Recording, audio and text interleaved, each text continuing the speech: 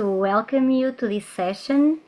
My name is Joana Oliveira. I am from Portuguese Yoga Federation, and I'm a volunteer in EUI. I would like to introduce you this organization. The European Union of Yoga was founded in 1971 by Gerald Blitz and André van Lisbeth. It is EUI's mission to be an outstanding organization promoting and protecting the essence and authority of the teachings of yoga, as well as upholding the spiritual maturity of yoga training in Europe. Today it consists of 23 federations across 14 countries. Every year, EUI organizes a yoga congress in Zinal, Switzerland, in August. I invite you to check the EUI website for further information and to start to plan your visit to Zinal. This year, the theme of the congress is Abhyasa and Vairagya, precisely. So I leave you with Anna and Måns. Thank you very much for coming. Thank you, Joanna. And I also welcome all of you here to this very interesting lecture. And I'm proud to present my teacher and my friend, Doctor of Philosophy, Måns Broo, who is a senior lecturer in study of religions at Åbo Akademi University in Finland. He has published translations of classical yoga texts in Finnish and Swedish and teaches yoga philosophy primarily in the Nordic countries. Måns Broo received his doctorate in 2003 and became a docent in 2009. His research interests revolve around India and Hinduism, both in its historical and modern variants. At the moment, he is leading a research project on yoga practitioners in Finland. Especially his book about the philosophy of yoga, the Yoga-sutras of Patanjali, which he wrote in Finnish in 2010, revealed a whole new world for us, Finnish yoga practitioners, giving a detailed descriptions and explanations for each sutra with the historical and religious context.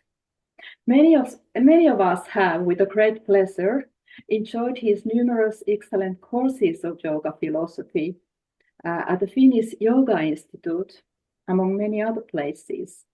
And for some years also in his virtual yoga school, Yoga Vidyapitta. Måns Broo lives in Turku, or in Swedish Åbo, with his wife, daughter, and dog. And in the summertime, they spend as much time as possible in their summer house in Finnish archipelago, growing vegetables and exploring the nature. So shortly, this was what I wanted to say about Måns. And before we start, I'd like to suggest that we leave all the comments and questions until the end of the lesson. I hope that is okay for you. And then after the lesson, you are most welcome to open up your microphones and or send your message by chat. So, dear participants, I will now give the word to Måns. I think we are ready to start. Om Ajnana-timirandhasya Jnananjana-shalakaya Chakshurunmilitam Yena Tasmai Sri Gurave Namaha. Thank you very much, Anna, for your kind words, and Joanna for introducing. It's always embarrassing to hear somebody speak so nicely about you as Anna just did, but I tried to take that in the spirit of Vairagya, detachment, which of course is one of the themes for today. I'm also very honored and happy to see so many faces here and so many many faces that I can recognize. I was almost thinking maybe I should do this lecture in Finnish since there's so many Finns here, but let's stick to English just in case there are some people that don't know this world language of Finnish. So my theme for today will be Abhyasa and Vairagya, which of course is the theme for the whole series, and as we heard, which will be the theme for the Sinali conference as well.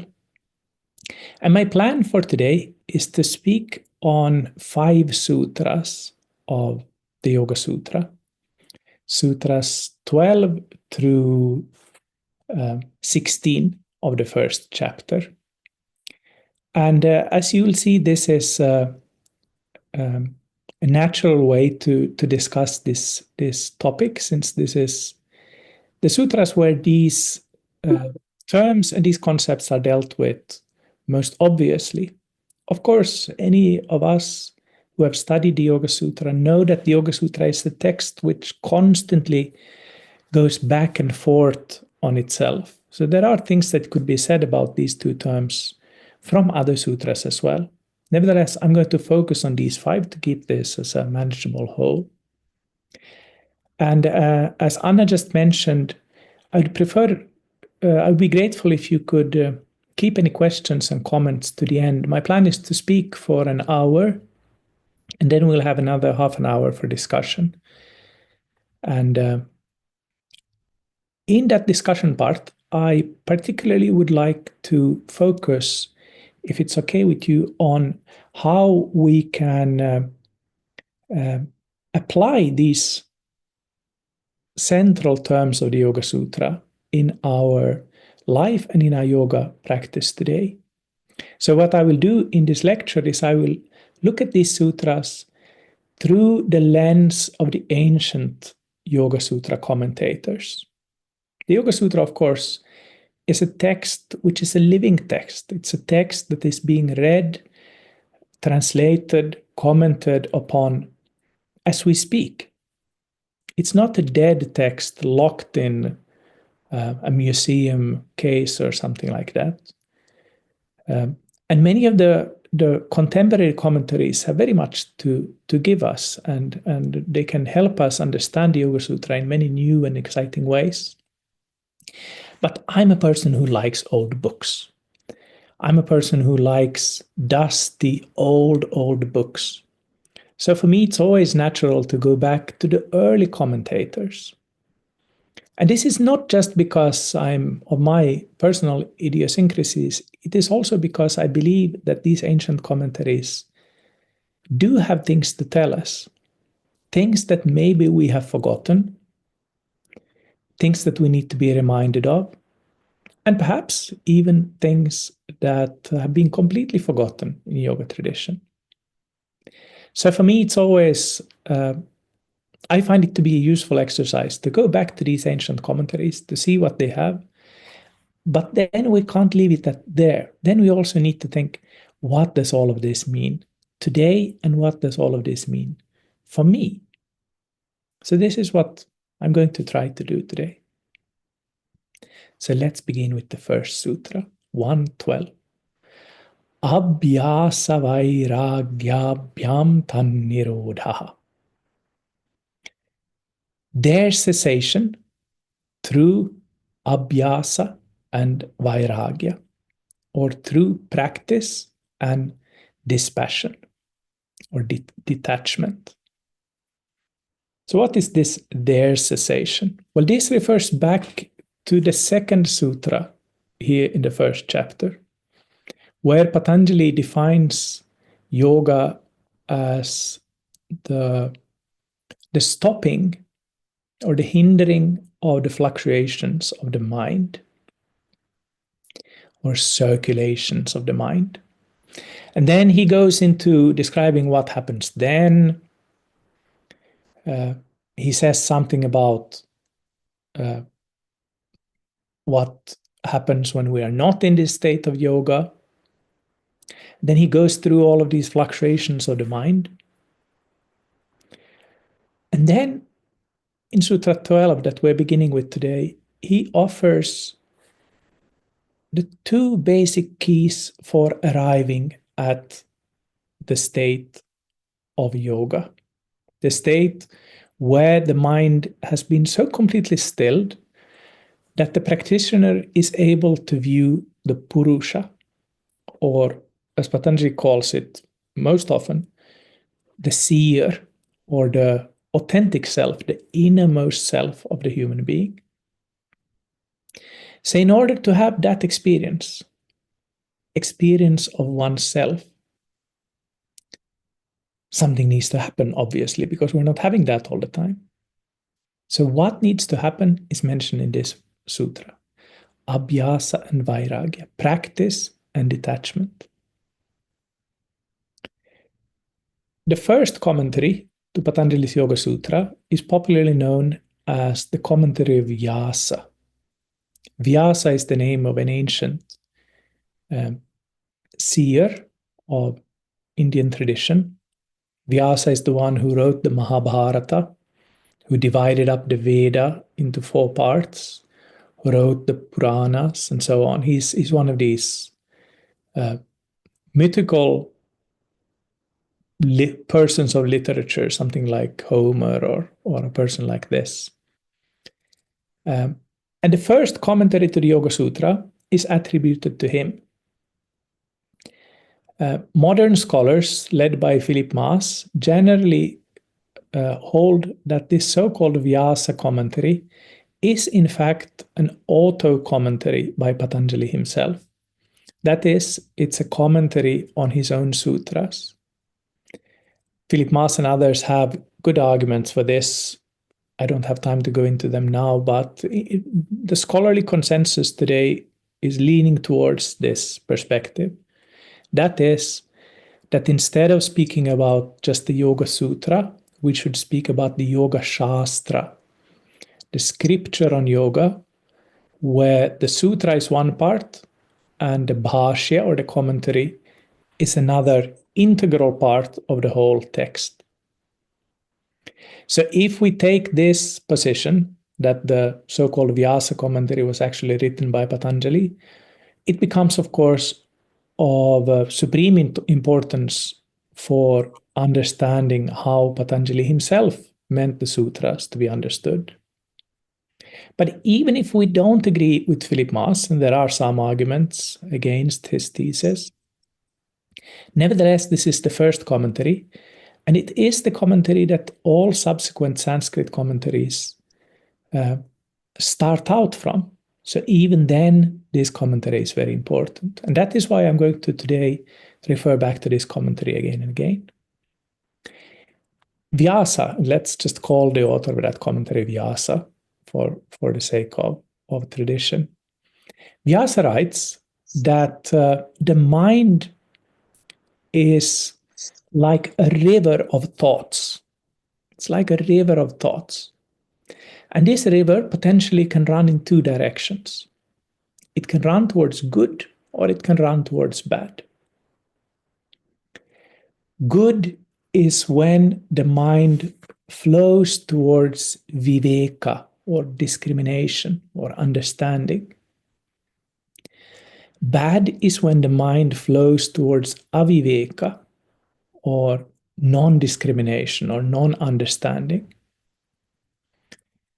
The good direction towards discrimination is the one that eventually leads to kaivalya, or liberation, or aloofness. And the bad direction, the one that flows towards non-understanding, is the one that leads to samsara, or the repeated transmigration in this world from birth to another birth. Now, these 2 streams, they go in opposite directions. One towards samsara, one towards liberation. And the yogin has to do 2 things. The yogin, the practitioner, has to create a dam for the stream that goes in the wrong direction. He has to stem that stream. And that is done with the help of detachment, vairagya. The other stream, the stream that potentially goes towards Kaivalya and Viveka, that stream has to be dug out and opened up. And that is done with the help of Abhyasa, or practice, Vyasa writes. So these two are central concepts. And it's important to realize that the path of yoga needs both of them. We can't do with just practice, and we can't do with just detachment. We need both. To simplify all of this, we could think of them as a positive kind of a movement forward and a movement backwards. We need the effort, the practice, to go forwards.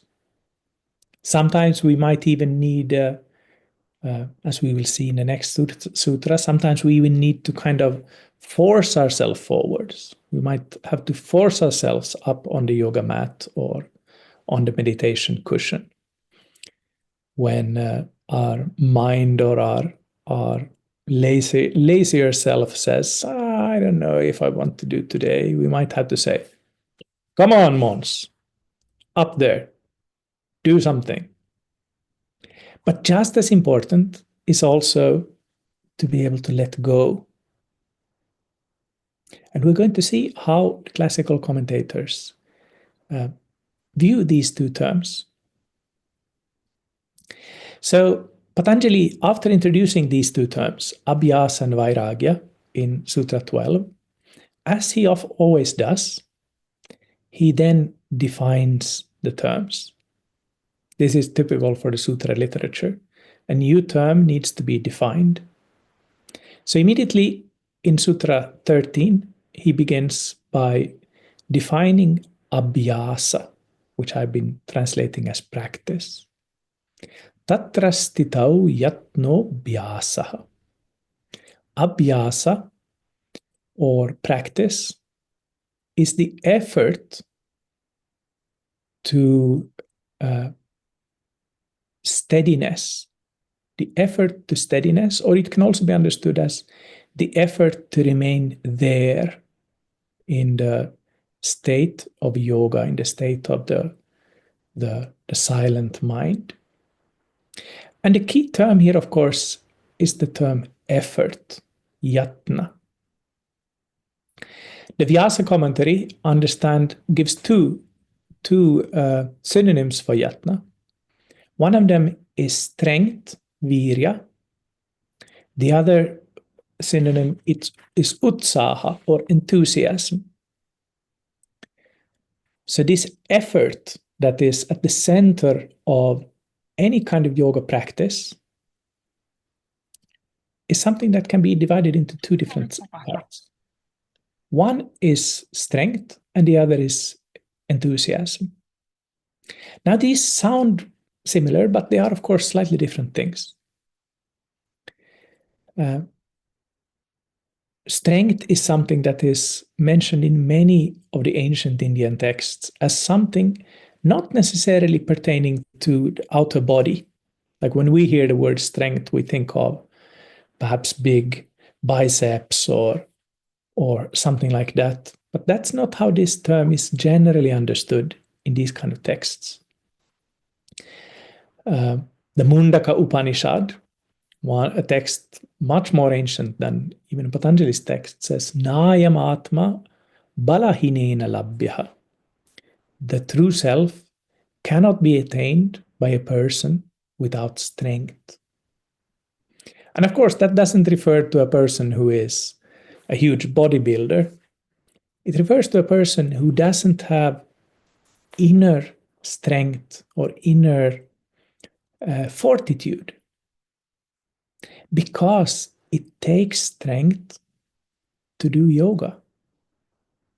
It may take a little bit of physical strength, but it takes a lot of mental strength. Maybe not to go to one of these kind of fun classes, but to commit to a practice of yoga where you do yoga regularly. That takes a lot of strength. There's so many things that will distract us, so many things that will pull us in one direction or the other. To be able to go back, to be able to keep yoga somehow in the center of our lives, that takes a lot of strength. And it also takes enthusiasm. Enthusiasm, or utsaha, is the power of remaining optimistic, the power of remaining positive, even when we have, for example, tried to sit down to meditate and we have failed for the 5th time, for the 18th time, for the 250th time, for the 3,412th time, and to still then decide, well, tomorrow I'm going to try again. Even though it seems hopeless, and it seems that we have progressed from being able to focus our mind from 5 seconds to 8 seconds, but still there's been a little bit of a progress. And the ability to keep this kind of positivity, that's utsaha, or enthusiasm. The kind of steadiness that this practice or this effort is aimed towards, Vyasa understands to be a state which is a state of pure sattva. Vyasa and Patanjali, of course, build their philosophy on many different sources, but one central source for these thinkers, or this thinker, is the philosophy of Sankhya, an ancient Indian philosophy of trying to make sense of the world through categories and trying to make sense of the world through abstract ideas. And one central idea within Sankhya is the idea of the 3 gunas, the gunas of tamas, rajas, and sattva. Or perhaps they could be translated as darkness, passion, and clarity. So these are 3 basic forces in this world that affect everything. All of us Finns here, we know how much the darkness around us in the world right now affects our bodies and minds. But we also know how much the powerful sunlight in summer affects us. We become almost like crazy people. So rajas and tamas, they affect us, but so does sattva. When we are in a peaceful, calm environment, that will affect our body and our mind as well. And Vyasa writes that the path of yoga can be seen as a path of gradual cleansing, a path of gradual development of the human being, a development which is moving away from tamas and rajas towards sattva. Now, as long as we have a human body, it's impossible to be bereft completely of rajas and tamas. We're going to get tired, we're going to get excited. These things are kind of inbuilt into the body. But the more we can increase sattva in our lives,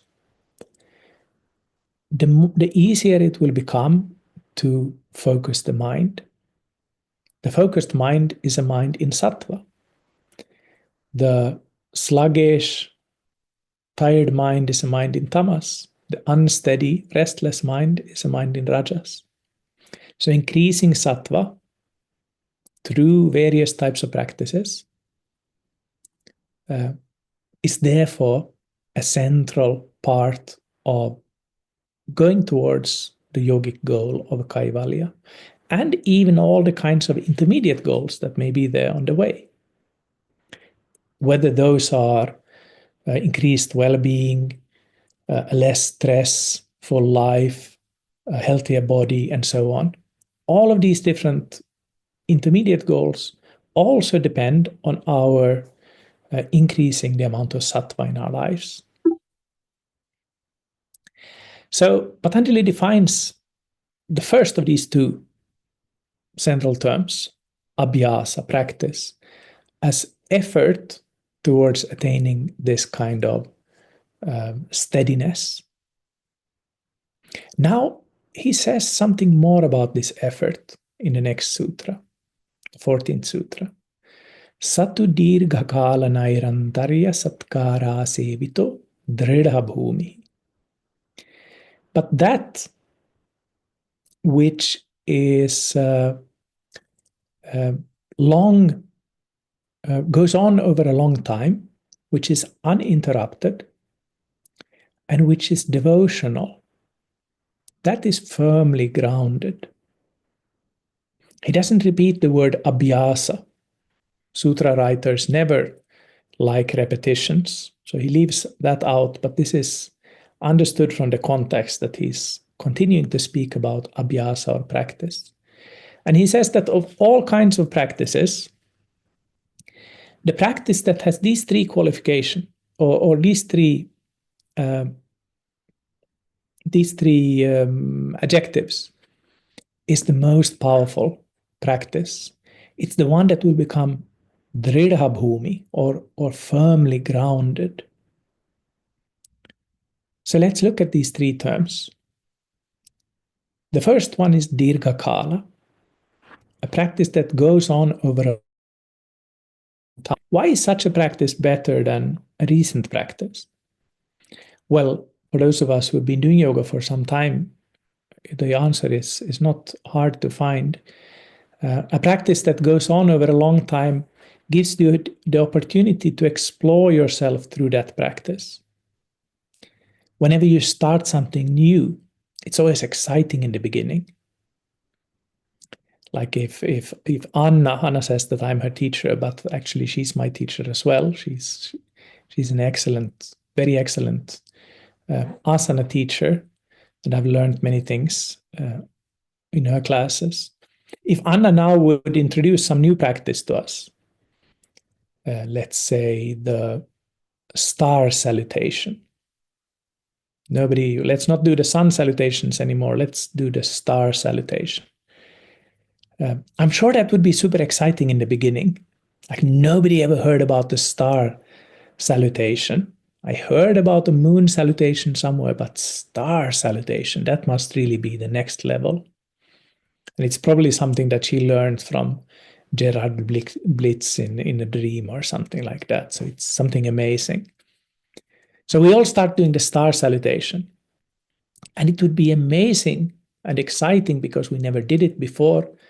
And we would be doing it with great enthusiasm for a little while, before maybe some doubts would start to come up. Nobody ever heard about this star salutation. And these people who studied with Gerald Blitz for so many years, they also never spoke about it. Who knows what Anna is actually teaching? Is this a real thing, or is it something she made up? And should I keep doing this? So different kinds of doubts come. Then at some point, even if we continue doing the star salutation, it would start becoming kind of boring. We've been doing this now already for some time. Maybe we should move on to I don't know, saluting the ocean or something else. So when we keep doing a practice, all kind of stages appear. There's this beginner's enthusiasm, then there's doubts, then there's this plateau when we don't seem to progress anymore. So a practice that goes on over a long time is a practice that gives us the opportunity to kind of go through all of these phases and try to find how the practice actually impacts us, even when the mind is not kind of switched on. And this, of course, is very important.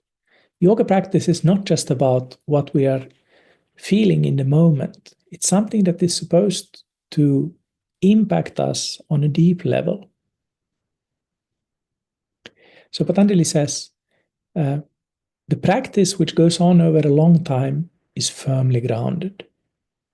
And it's interesting that he says this because the very first word in the Yoga-sutra is the word atha, now, which many commentators take to mean that yoga is something that you can only really do in the now.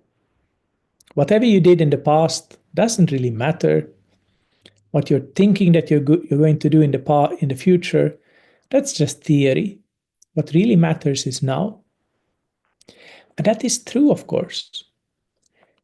But it is also true that our past influences our now. If we have been doing something in the past, that's going to impact how that thing will happen in the now. Just like if we've led a super unhealthy life up to now, we've been shooting up heroin every day for the last 10 years. Even if we leave off the heroin today, it's still going to impact us for such a long time in the future. So the past influences us in so many different ways. Bad things that we did, but also good things like yoga.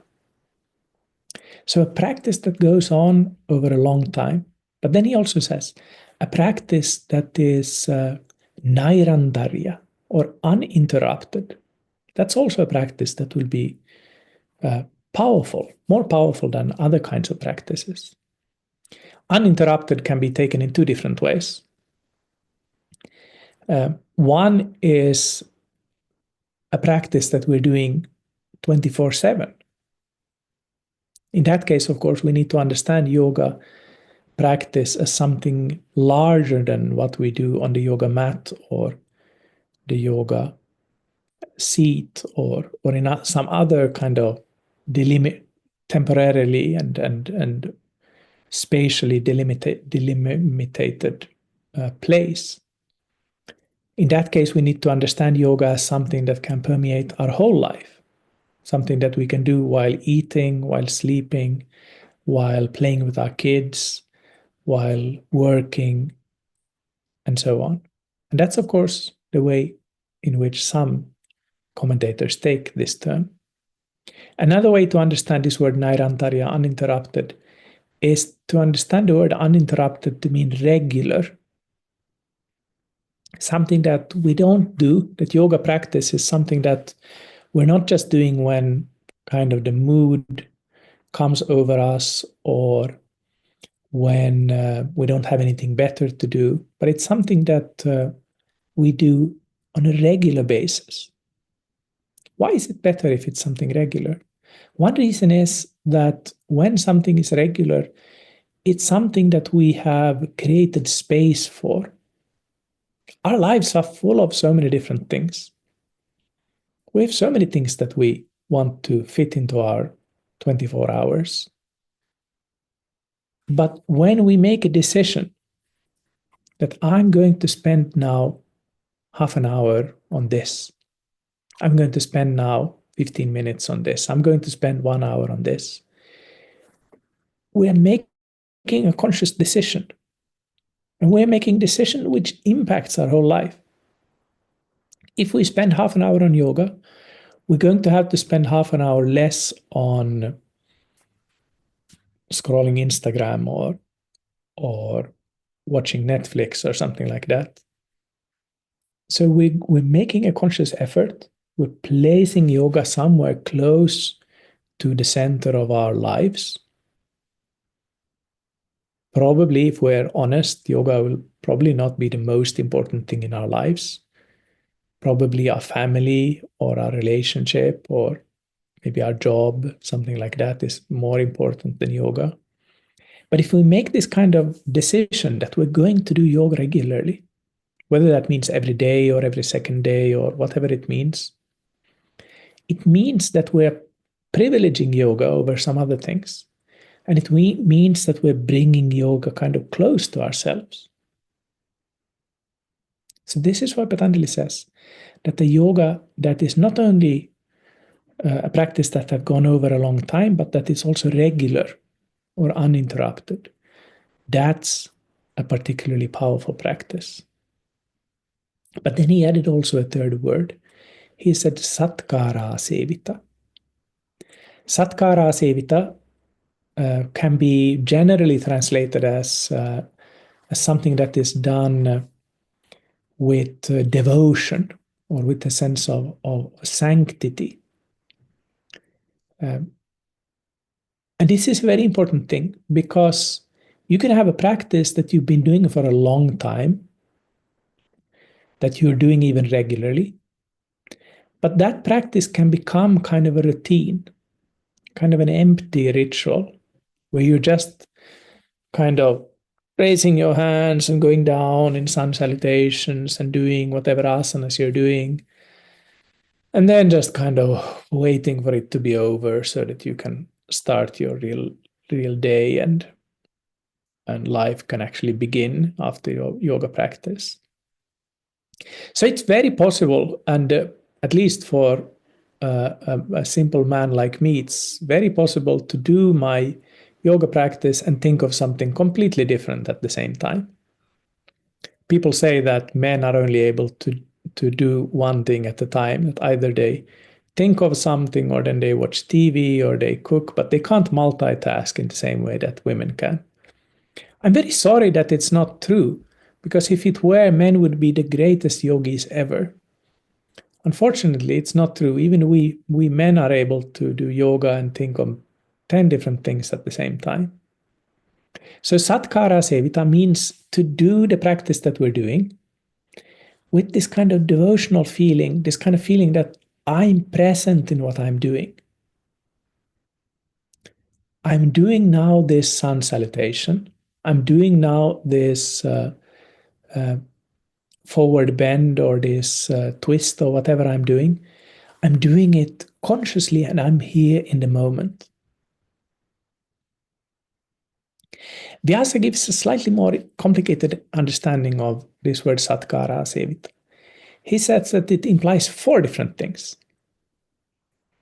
It implies that something is done with the spirit of tapas. Tapas, not in the Spanish sense, but in the Sanskrit sense of austerity, of voluntarily giving something up. He says that it implies a practice that is done in the spirit of brahmacharya, or walking the path of Brahman, generally understood as celibacy. He says that it implies a practice done in the spirit of vidya, or wisdom. And it also implies a practice done in the spirit of shraddha, or faith. So a conscious desire to retain faith in the process of yoga. It's interesting that these same things that Vyasa brings up here are things that are described in another of these ancient Upanishads, in the Chandogya Upanishad. Yadeva vidyaya shraddhaya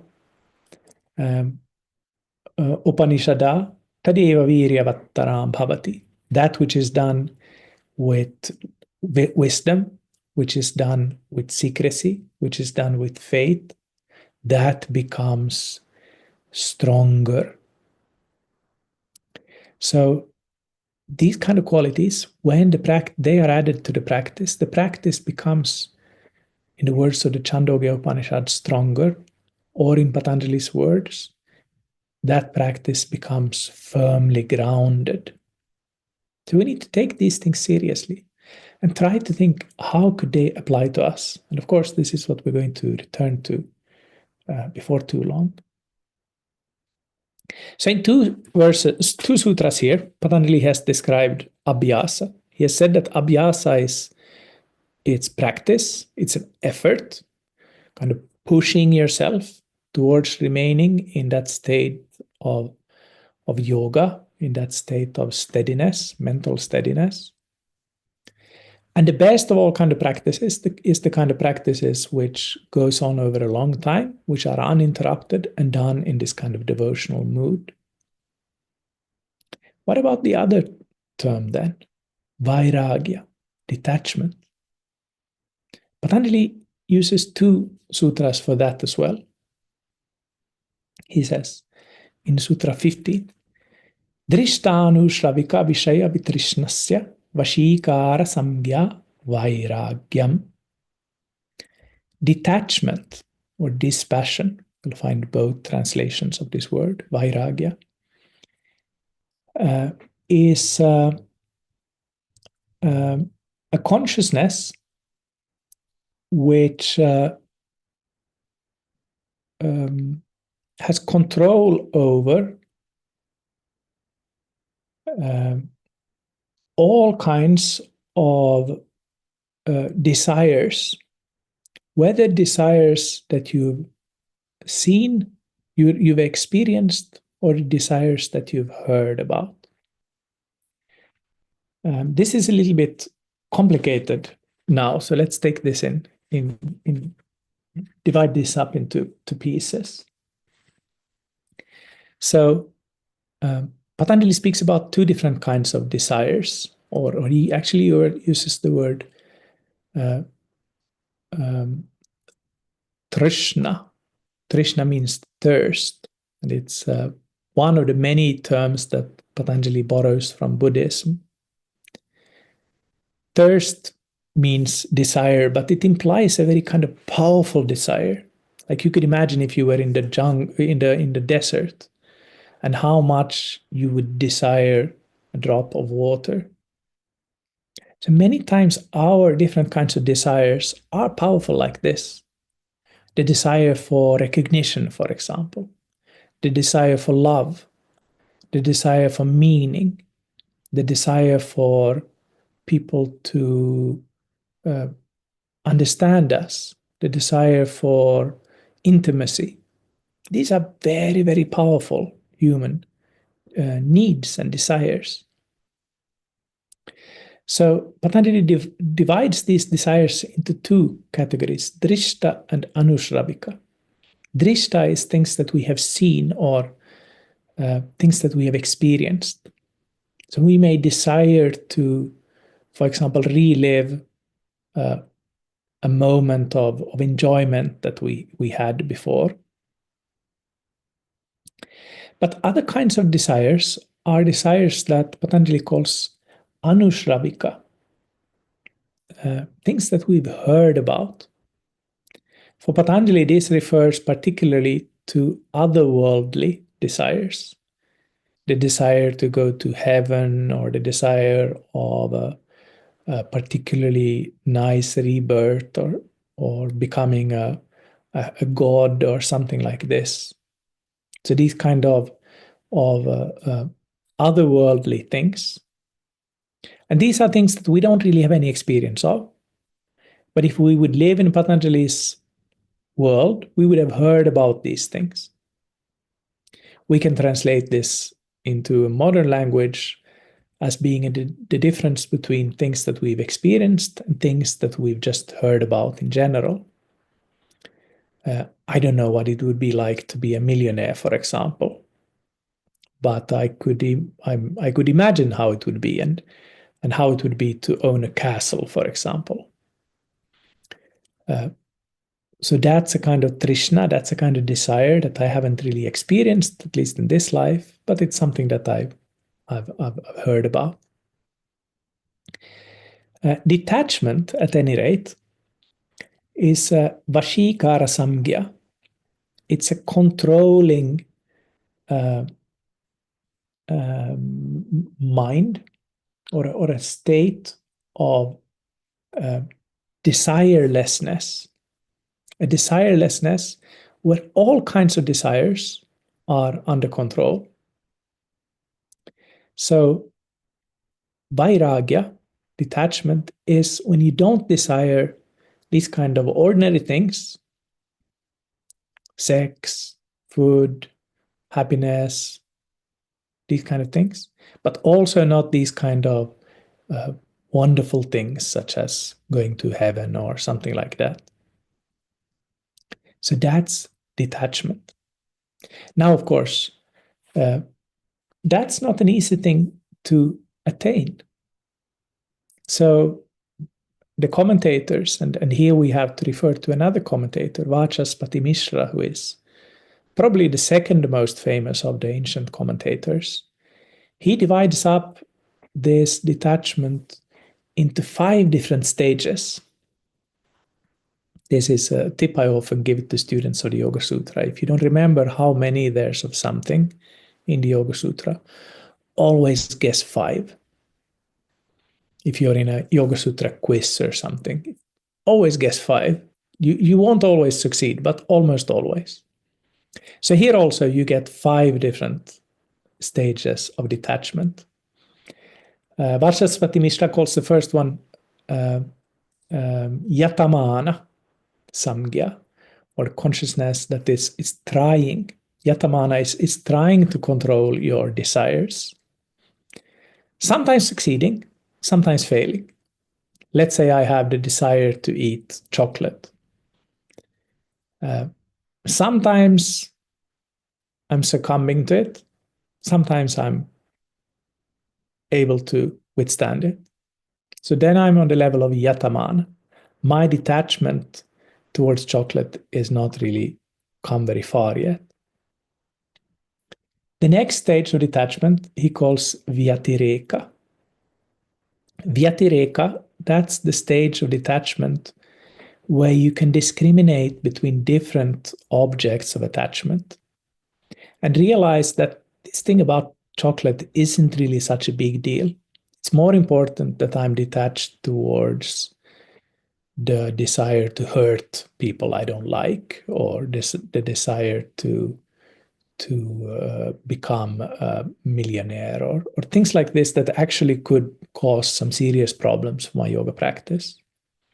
So on the second state of detachment, you can kind of choose your enemies and focus your work of growing detachment on things that actually will be important for you on the yogic path. The third state of detachment is what Varsasvati Mishra calls ekendriya samgya. Ekendriya means detachment of one sense. In Patanjali's world, the human being has 5 external knowledge-gathering senses. The eyes, the nose, the tongue, the ears, and the sense of touch. But there's also an inner sense, the mind. So sometimes he speaks about 6 senses. So the mind is, of course, much more difficult to control than the outer senses. You could have a person who is able to control his or her senses completely, but within the mind is full of thoughts of lust and greed and anger and so on. That's not a person who is completely detached, but that's a person who's come a little bit farther on the way of detachment than a person who is still succumbing to kind of outer attachments. So that's the third stage. The fourth stage of detachment, that's this vashikara, or this controlling detachment that is mentioned in this sutra. It's a conscious detachment towards all kinds of subtle and gross objects. The fifth stage of detachment is mentioned in the next sutra. So we need to go on to the last sutra that I want to speak about today. That's Sutra 16. Tatparam Purushakyate Guna Vaitrishnya. Higher than that is the freedom or the non-attachment to the gunas that comes from having seen the Purusha. Higher than that, higher than the kind of detachment mentioned in the previous sutra, is the kind of non-attachment to the gunas that comes from having seen the Purusha. So this kind of detachment is a detachment that is not a conscious effort, but this is the kind of detachment that comes from having had this kind of liberating experience of the Purusha that the whole yoga path is aiming towards. All of the yoga path, all of the different practices that we do, all of the different meditations and so on, they're all aiming at stilling the mind so that we can have a direct experience of the Purusha. Not the kind of experience that you'll have listening to a talk or reading a book or understanding a theoretical concept, but a direct personal experience. The kind of experience that the Kena Upanishad describes as a bolt of lightning from the sky. Like that. Lights up the world. And nothing remains the same afterwards. So a person who has had that experience, for such a person, all kind of desires will seem completely trifling, completely insignificant. That person has already experienced the very ground of being. So everything else is just like pieces of dust after that. In a sense, the Yoga-sutra could end here, because a person who has had that experience, the commentators, Vyasa and Vajraspati Mishra, they agree, that is a person who has come to the last stage of detachment, Parama Vairagya, or the highest Vairagya, highest detachment. That is a person who has attained the highest form of samadhi, the form of samadhi that will be described only towards the end of the 4th chapter, the Dharma Megha Samadhi, or the samadhi of the rain cloud of Dharma. That's a person who is very, very close to Kaivalya, who's going to attain Kaivalya, or ultimate liberation, very, very soon, within this lifetime. So when we get to this highest form of detachment, we're almost there at the very end of yoga.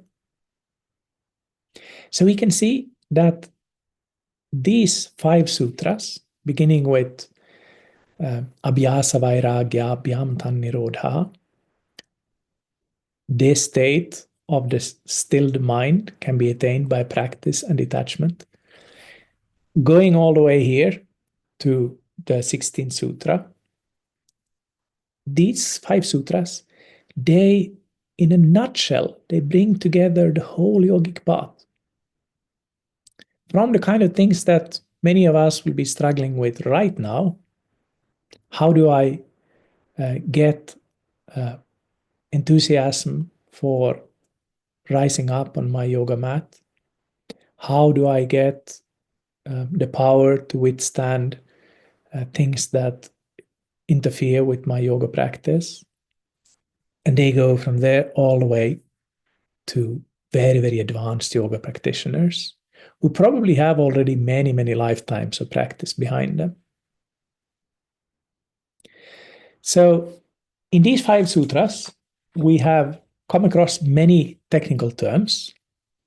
There's been 2 of different things, there's been 3 of different things, there's been 4 of different things, and of course, as always, there's been 5 of something. So just to kind of make all of this a little bit more kind of close to home and perhaps easier to understand, let me just summarize what Patanjali has said here before I open for questions. He has said that in order to achieve the intermediate goal of yoga, that is the stilled or steady mind, we need both practice and detachment. And practice means an effort, kind of the stick on your back. Come on, Måns. Come on, Anna. Now move it. But we also need the power, the ability to let go of bad habits, to let go of things that hinder us, but also to let go of things that may even seem to be good at some lower level of our yoga practice. It's very important for us to learn to let go of feelings of disappointment, for example. You tried to meditate and it didn't turn out in the way that you were hoping for. You went to yoga class, but you didn't become a yoga goddess, even after you've done yoga for already 3 times. So you need to let go of that disappointment and just think, okay, I'll do it again anyway. But it's even more important to let go of feelings of success. We sometimes have those, perhaps not so often, at least if we are simple Finnish men like me. But sometimes we do have these feelings that, wow, today really that was an excellent practice. I sat down, I meditated, and my mind was clear and focused, and I had so much enthusiasm. Or I did these asanas and I was flying and I was so flexible and so strong. And I'm sure if I would have put the light off, I would have lit up the whole room with my charisma. And then when you had that feeling and you've been happy with that for a while, then you just consciously, it's good to think, that's okay, Måns. Tomorrow is a new day. So we let go of times when we fail, but we also need to learn to let go of times when we succeed. Because if we hold on to either of those, we're going to hinder our ability to achieve something new and to appreciate new experience that will come to us. Letting go also means sometimes to let go of forms of yoga that at one point might have seemed good for us. I once met a yoga practitioner in Finland who had been doing yoga for 50 years. Literally 50 years. She told me she had been doing yoga for 50 years. And I was so impressed. Like, wow, person who has been doing yoga for 50 years. And then she said, but nowadays my yoga is really, really bad. That when I was young, I could do so nicely yoga, but now my yoga is really terrible. And I realized she has been doing yoga for such a long time, but she's still holding on to her experience of yoga as a young girl. And it became a really sad experience for me because I realized this person was hanging on to something that had been beautiful, but which was now a burden for this person because she was constantly judging herself in relation to the past. And this is, of course, something that all of us do. We think, when I started, when I was younger, when I wasn't so chubby, when I was in different life situation, when I was able to do back bends, when I was able to do this and that, without realizing that yoga will take new forms for us. Practice is central, but practice will always take new forms. Our yoga practice as middle-aged people will not be the same as it was for us when we were young people. And our yoga practice in our old age will not be the same as it was in our middle age. That's natural. And that's a part of the process to keep doing the practice, but let the practice change its forms. So we need the practice part, but we need the detachment part as well. And we also need to realize that detachment is a gradual process, just like practices. Just like practice will take new forms, so will detachment. In the beginning, with very simple things, we may sometimes succeed and sometimes fail. Then at some point we'll get to a higher stage. We'll get to a stage when the outer senses are more or less under control, but the inner senses still causing us problems. We'll get to a stage where we can control even that. And then we might get to the stage where through direct experience of the Purusha, the kind of experience that we can't even speak about, an experience that transcends words and concepts, then we'll attain a stage of detachment which will make everything else insignificant, like straw. So in this way, Patanjali, in these few sutras, has summarized the whole yoga path, and I've tried to summarize for you what the ancient commentators said about it. And I'm sorry if I said something incorrectly or unclearly, but we have some time here for questions and comments. So I very much would welcome your insight and thoughts about these topics. Do you want to be like a chairwoman here, Anna, and give out the questions, or how should we do it? Yes, we can do it that way. Thank you, Måns, for this most interesting lecture. And now we really have 30 minutes time for questions. And I can see there one. Please, Minna, you can start. Is it possible to talk in Finnish if you can translate if I cannot clarify my question? Se onnistuu. Okay. So, mietin niin kuin attachment tuohon vapautukseen ja samadhiin, että millä tavalla se rajoittaa, tai mä haluaisin, että avaat sitä, että kun sit lähtee tommoselle aika intensiiviselle harjoittelulle ja tulee useita meditaatioita päivässä, niin sitten tulee sellainen pakkomielle, joka lähtee häiritsemään sitä, että mulla on joku tavoite, mä haluan vapautua. Niin sitten huomaakin, että on tosi stressaantunut koko niin kuin,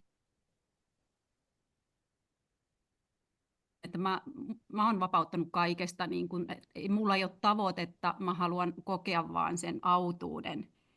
Mutta sitten kun mä oon yhteisössä, jossa on aika tavoitteellisia joogeja, niin tämä on noussut nyt viime päivinä mulle kysymykseen, tai herännyt se, että onko tässä niin kuin attachment, joka sitten loppupelissä onkin tuho sille harjoittajalle, että hän ei pääsekään eteenpäin, vaikka hän olisi 10 eri harjoitusta päivässä ja hän olisi hyvin kurinalainen.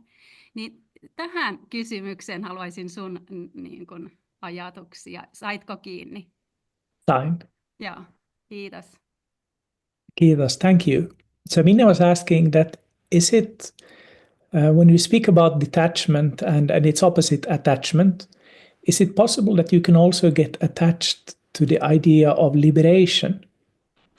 And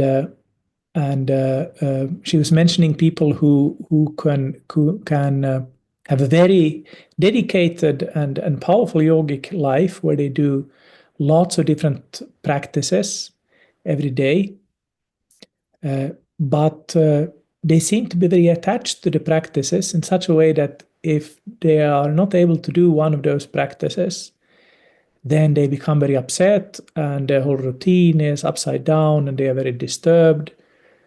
And she also said that in some, if she is hanging out with people like this, that also affects her.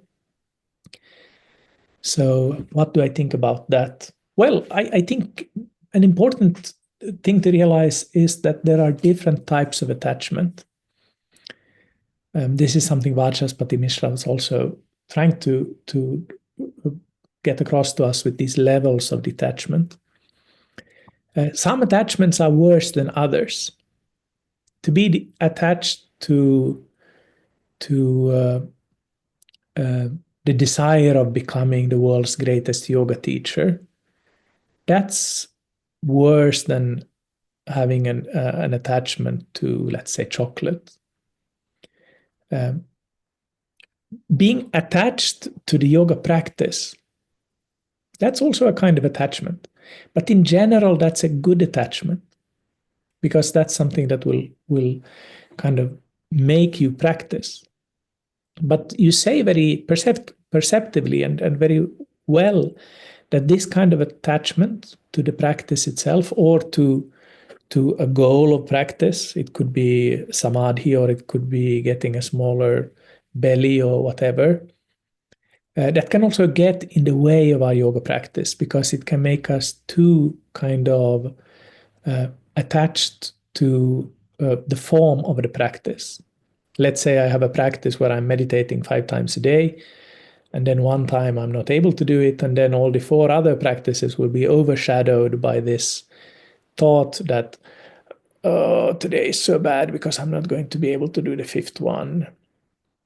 So even the 4 practices that you're doing will be kind of pulled down by this little omission. So yes, obviously it's better if we're able to let go of all of our attachments, but generally it's not possible to do it at once. Some people can do that, but the danger and the reason for why Patanjali doesn't just say Vairagya, why he says Abhyasa and Vairagya, why he says practice and detachment, is that both of these are needed. If he would just say Vairagya, then we might just kind of, okay, I'll just sit down in my sofa and I'll wait for samadhi to arrive. And we'll have to wait for a very long time then. We do need the practice as well. And the danger of stressing detachment too much is that people forget about the practice. So I think this is quite, Patanjali this is one of the examples of Patanjali's genius, that he stresses both of these. Of course, he's not doing this in a vacuum. He is taking this is something I forgot to say, he's taking this pair of Abhyasa and Vairagya from the Bhagavad Gita, another earlier text, 6th chapter, verse 34, I think, no, 35. So this is something that is in earlier texts as well, but it is a very important idea, both practice and detachment. And you'll find in your life that sometimes you need to stress one of those more than the other. When we are very young and our bodies are full of energy and passion, it's useful to channel a lot of that into yoga practice. When we get older, we might need to kind of focus more on the detachment part, but both of them will be there from the beginning. So this is kind of a long answer, I know, but I think yes, practice can also becoming attached to practice, or becoming attached to the idea of samadhi or something like that, is something that we have to give up. But we should do that kind of naturally, let that come naturally. And if you find that hanging out and doing yoga with people that have this kind of very kind of goal-focused, or we could say attached idea of practice or the goal, if that's not helping you, then try not to do yoga with these kind of people if you have the possibility to choose. But let them do their own thing and let them kind of get to that realization themselves. That's my advice. Thank you. This was a very good question.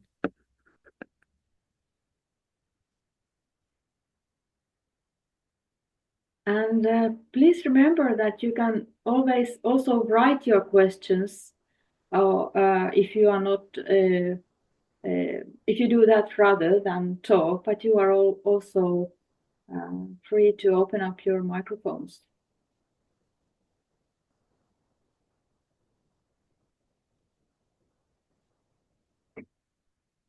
May I ask something myself? When you talked about this, answered this question of Minna, I was thinking that could we think of this sutra in a way that we can also practice Vairagya, and maybe Vairagya can help us practice better? Could they be somehow connected, or are they always separate? No, I mean that's you said it so much better than I did. I tried to say what you just said so clearly in just one sentence, and I said so many sentences without getting that across. My point was exactly that they should go together. We need both of them. We're not kind of working with only one, but with both. We can practice detachment, and we can be detached towards practice. Yes. They both kind of go together. So the best kind of practice is a detached practice, and the best kind of detachment is one that has come through practice. So they support each other. Exactly. No, thank you.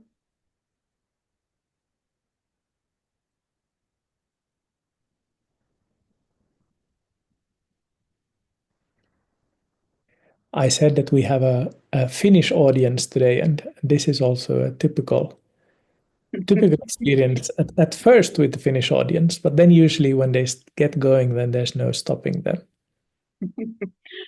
True. It takes some time. But there are some other participants than Finnish too, I assume.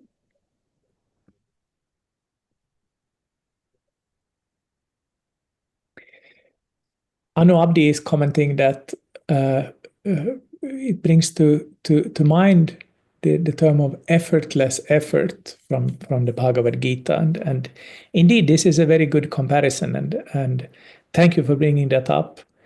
This is an important point in general, that even though we study these texts usually separately, and for various historical reasons, the Yoga-sutra today is the central text of many yogis, both in India and in the West. These texts, they are closely interrelated with each other. And as I tried to do in my lecture, I tried to show you how Patanjali and the commentators are working with the Chandogya Upanishad, the Mundaka Upanishad, and so on, and with the Bhagavad Gita. So these texts, they form a kind of network, and it's usually easier to understand the Yoga-sutra if you know the Bhagavad Gita, and vice versa. Even though the Yoga-sutra comes later, understanding the Yoga-sutra will make understanding the Gita easier, because you'll start to see these kind of connections. So this is a very good and helpful suggestion, Anu. Thank you for that. Effortless effort. And of course, if you want to know in detail what that means, then you need to go and read the Bhagavad Gita.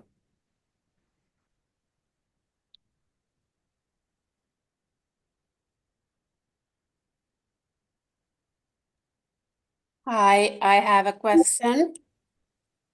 I can't find the hand sign, but anyway, can you hear me? I have a little bit Yes. difficulties for hearing you sometimes because of my bad Wi-Fi, I think so. Ask in Finnish. So, mä oon vähän surullinen siitä eräistä joogaryhmistä ja ehkä joogaopetuksen ryhmistäkin, että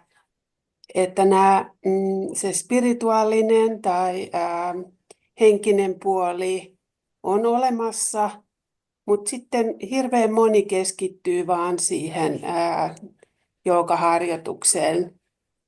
Ja mä oon miettinyt just kun sanoit, että kumpikaan näistä Abhyasa ja Vairagya ei niin kuin yksistään toimi, että ne pitää olla yhdessä. Niin pitääkö vaan luottaa, että kun ihmiset tekee sit fyysistä harjoitusta, että kohta ne herää siihen henkiseenkin puoleen. Koska sillä on semmoinen vaikutus, että sitten tarvitsisi ehkä muilta sitä tukea ja innostusta myös tähän henkiseen puoleen. Muuten joutuu yksin taistelemaan itsekurin kanssa. Kiitos. So Tarja was asking that she's sad to see that there are so many people who only who forget the spiritual side of yoga, who only focus on the physical practices, and forget that, or they may not even be aware that there's something else.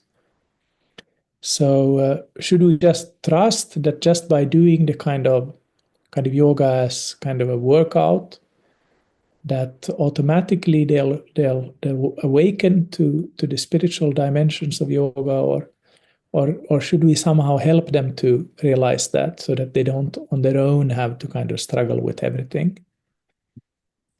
And this is a very good question, and I want to thank you for this question. This is a question that I'm sure many of us have thought about, and I'm sure many have shared your kind of sorrow about this, seeing how for some people such a beautiful path as yoga just becomes a kind of means for kind of creating a new, even in a sense, worse persona than the one you had before you started yoga. I mean, maybe I've seen people do yoga as an excuse for being anorectics, for example, or do yoga as a way of getting a following that you'll be able to abuse. People can really misuse yoga in different ways, and when we see that, of course, we feel that we would like to somehow help these people and step in, but it's not so easy, and it's not necessarily also our place. I think personally, I think that yes, it can be frustrating to see how people get stuck on kind of the outer aspects of yoga, and in some cases really never go to the inner stages. We often say that in time you become interested in the spiritual aspects of yoga, but the fact is that most people don't. Anna mentioned that I'm leading a research project on yoga practitioners here in Finland, and we're very much in the beginning of this project, so we don't have that much results yet. We're collecting the data, and by the way, all of you Finns, please go to our website and fill in the survey if you haven't already. I'll put the link in the chat. You can do it in Finnish or Swedish or English, but it really is for Finnish yoga practitioners. So unless you identify yourself as a Finnish yoga practitioner, then don't do it. But if you do, then please do the survey. If you go to the website, you go all the way to the bottom, and then you'll get the survey. So anyway, we don't have the full results yet, but earlier surveys that have been done, for example, through the Ananda magazine that I used to edit, show that the vast majority of Finnish yoga practitioners are completely uninterested in yoga philosophy or yoga spirituality or something like that. They go to the yoga class because they want to feel good, they want to have some time for themselves, they want to relax, they want to sweat a little bit or whatever. And it would be very arrogant for us, I think, to claim that these people are stupid or they don't know what yoga really is about. That's their yoga. That's what they want yoga for. Now, in some cases, their interest for yoga will deepen, and they will get to the spiritual side of yoga and find kind of new dimensions of yoga through that. But I think it's important that we kind of practice detachment also in the sense of letting people do their own thing. And if somebody comes up to me and says, Måns, do you have any suggestions for what I could read if I wanted to learn more about yoga philosophy? Certainly I'm going to tell them, but I'm not going to go into the yoga class and start preaching about the Yoga-sutra. I don't think anybody would appreciate that. It's better to let people kind of retain their own agency and retain their own kind of motivation for why they are doing yoga. even if they're doing yoga just to kind of sweat and get a tighter bum or whatever, that's fine. That's what they want to do. And they're not hurting anybody with that, then that's fine. Of course, if they start hurting other people or hurting themselves, then a person in authority, like a teacher, will have to step in. I've given this example to some of you. Anna will have heard this 1,000 times, I'm sure. But I have a friend who's a yoga teacher in Stockholm, and she once told one of her students that you need to eat more potatoes. And if you know that student, you would know that that's exactly the advice that that person needed to hear. That person, if that person would have heard, you should meditate more, you should get up early in the morning and meditate, that would be completely unproductive, because that's what that person already was doing. That person needed to become grounded, become literally also a little bit fatter from being this almost anorectic person. So not everybody actually needs more spirituality in yoga. Some people need more physicality in yoga. So yes, I share your feeling. I also think that it would be good if people would know more about the spiritual side of yoga, because they would find, I think, more tools that they could use. For example, this idea of Abhyasa and Vairagya. I mean, these are tools that I find to be useful in all of life's stages. When I'm with my wife, for example, I need to, in our relationship, I need to sometimes practice that in a sense. I need to make an effort. I need to take her out for a date.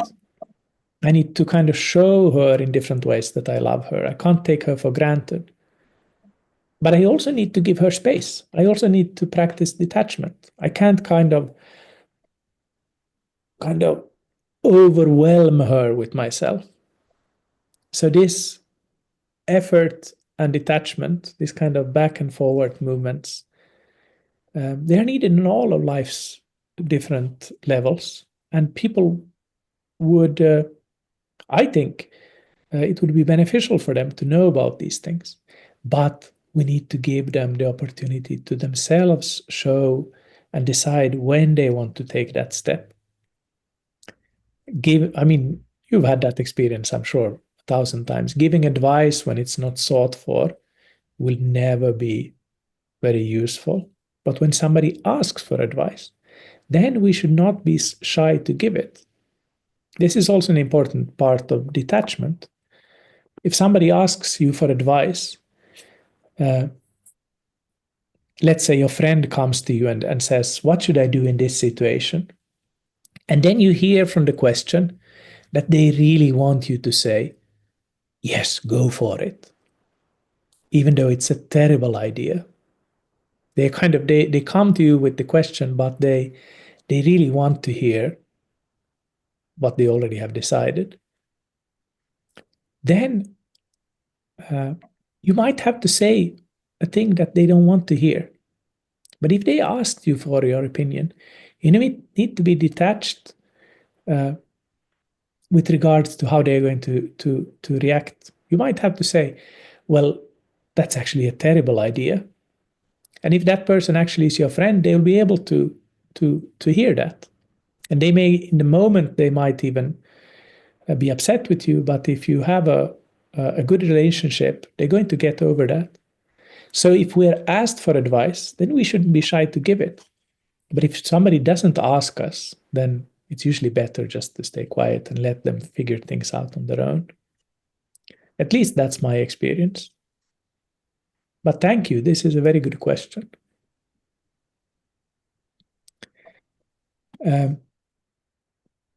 Nora is asking, thank you. Will you continue with these lectures? Well, no, but I have something called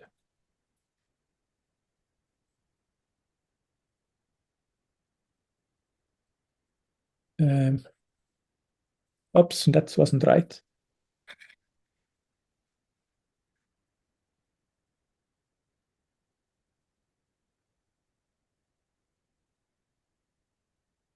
I have a web page where I have lectures in Finnish, and there's some in Swedish as well. So if you're interested, you can check that out.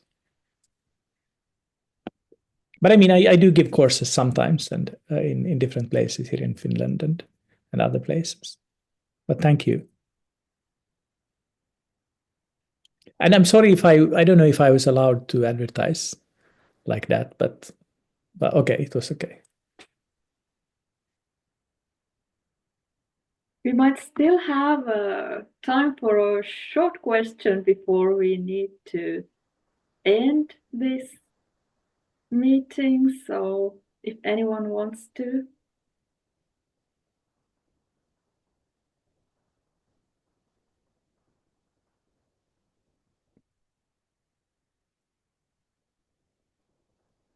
Meanwhile, what you said, Måns, and what we discussed about Abhyasa and Vairagya, about that they are supporting each other and we need them both.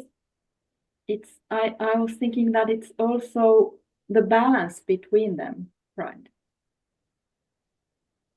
Yes, and this is very important, and I think this is also something where we need support.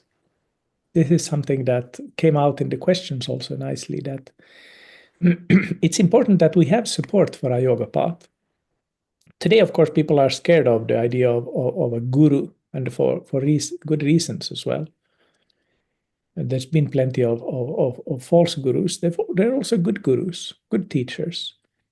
But if we're scared of teachers, then at least we should have kind of other yogis around us that we can share experiences with, and who can tell us that maybe, Måns, you could work a little bit more on that Abhyasa part. Or maybe you could work a little bit more on the Vairagya part. A friend of mine was telling me just recently that, are you sure you're not doing a little bit too much at the moment? And I didn't really like to hear that, to be honest. But I think my friend was probably right. So we need to have these kind of friends around us who can tell us, because very often we have a very unrealistic picture of ourselves. We Finns are famous for being very kind of negative towards ourselves, that we think we suck at everything. And yeah, I've been doing yoga for 30 years, but I don't really know anything. So sometimes it helps to get input from somebody else. Doesn't necessarily have to be a bearded person in a cave in the Himalayas. It can be Anna, or it can be Helena, or anybody kind of around us in our ordinary world. But if it's somebody who also has experience of yoga, then of course that makes it even better.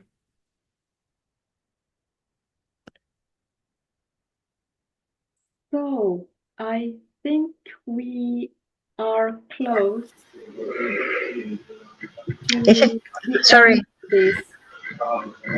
this event, and I saw that